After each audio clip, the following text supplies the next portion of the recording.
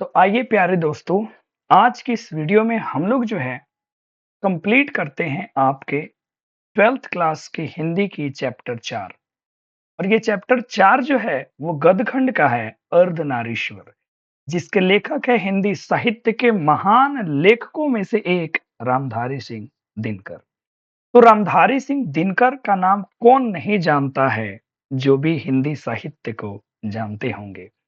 उनकी एक बहुत ही प्रसिद्ध काव्य रचना है, उसकी 4 पंक्तियाँ 5 पंक्तियाँ कुछ नीचे लिखी गई हैं, उसको पढ़ें और समझें आप कितनी बेहतरीन और खूबसूरत वो रचना करा करते थे। ये है रश्मि रथी की कुछ पंक्तियाँ।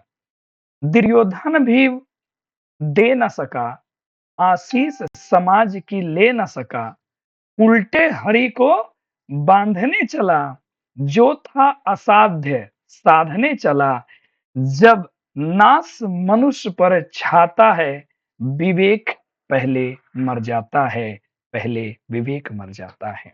ये रश्मि रथी की कुछ खूबसूरत पंक्तियां हैं जिससे मैंने आपके वन शॉट वीडियो की इस लेक्चर को शुरुआत की है। आइए इस अर्धनारीश्वर नामक निबंध में क्या कहते हैं रामधारी सिंह दिनकर, उसको हम लोग संक्षेप में जानने का प्रयत्न करते हैं।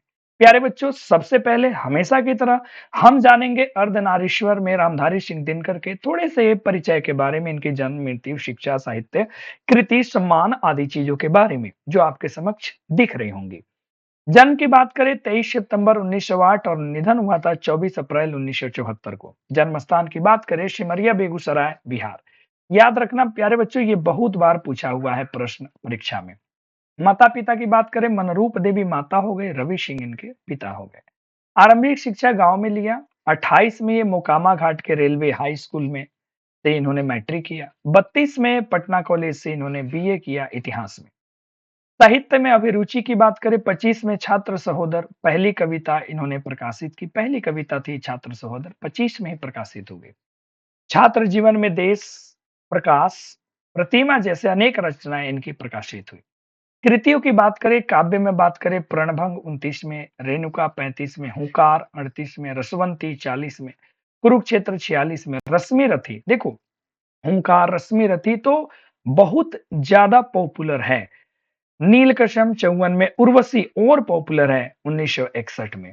बात करें गदखंड की मिट्टी की ओर, संस्कृत के 4 अध्याय महाभिवियाई है, इसको एकदम टिकटॉक कर लो।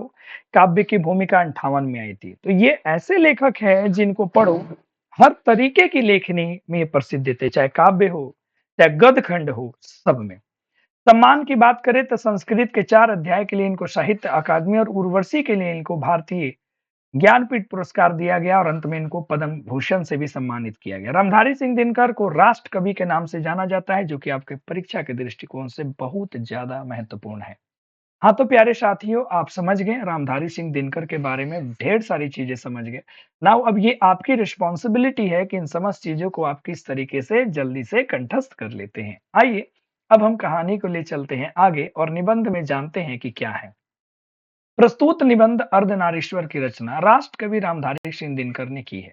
ऐसा माना जाता है कि अर्धनारीश्वर भारत का एक एक मिथकीय क्या है, एक प्रतीक है, जिसमें दिनकर ने अपना मनोचित आदर्श निरूपित किया है। ये अर्धनारीश्वर क्या है मूलतः समझिए। भगवान शंकर और पार्वती का ये एक कल्पित रूप है, जिसका आधा अंग जो है पुरुष का और आधा अंग नारी का होता है। क्लियरिटी मिल गई? जो इन्होंने चैप्टर में कहा वो आप समझ गए। अब आगे समझो। अर्धनारीश्वर इस बात का प्रतीक है कि स्त्री और पुरुष में कोई भी भेद नहीं है। एक का गुण दूसरे का दोष कभी नहीं हो सकता। अर्थात अगर पुरुष में नारियों का गुण आ जाए, उनकी मर्यादा कम नहीं होती बल्कि उनके गुणों में वृद्धि हो जाती है। इस चैप्टर को जब आप पढ़ेंगे तो ये तमाम चीजें आपको देखने को मिलेंगी। ओवरऑल यही चर्चा इसमें हुई है कि हर नर में नारी और हर नारी में नर का गुण होना बेहतर कहलाता है, उससे इंसान परिपूर्ण हो जाता है। लेकिन बात करते हैं अगर नारियों की पराधीनता की, कि आज हम लोग समाज में देखते हैं ना बाबू, कि कैसे जो है महिलाएं घर में रह गई, पुरुष बाहर है, महिलाएं नरों पे निर्भर है। ये आखिर ये प्रधानता शुरू कब से हुई?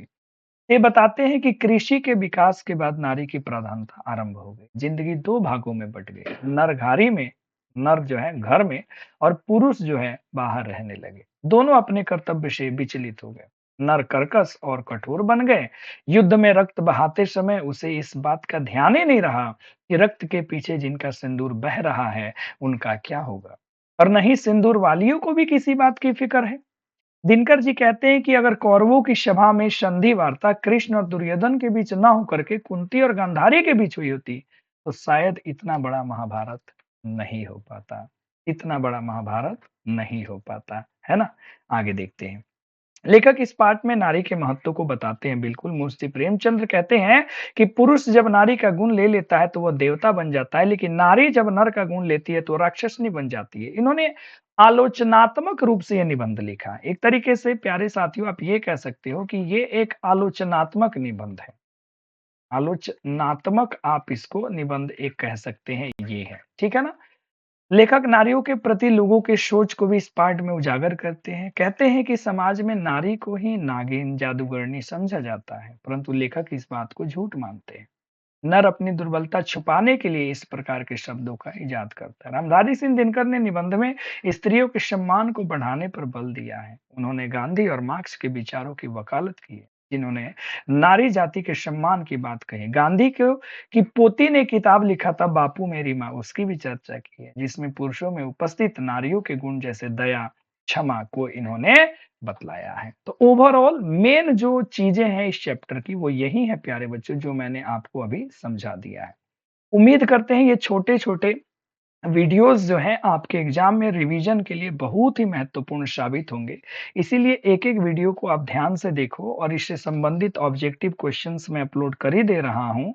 सब्जेक्टिव पे भी हम लोग आगे चर्चा करेंगे। तब तक के लिए धन्यवाद। नए हो सब्सक्राइब करो, पुराने हो शेयर, लाइक, कमेंट करके बताओ कि कैसा रहा ये छोटा-सा सेशन लेकिन काम का सेशन। धन्यवाद।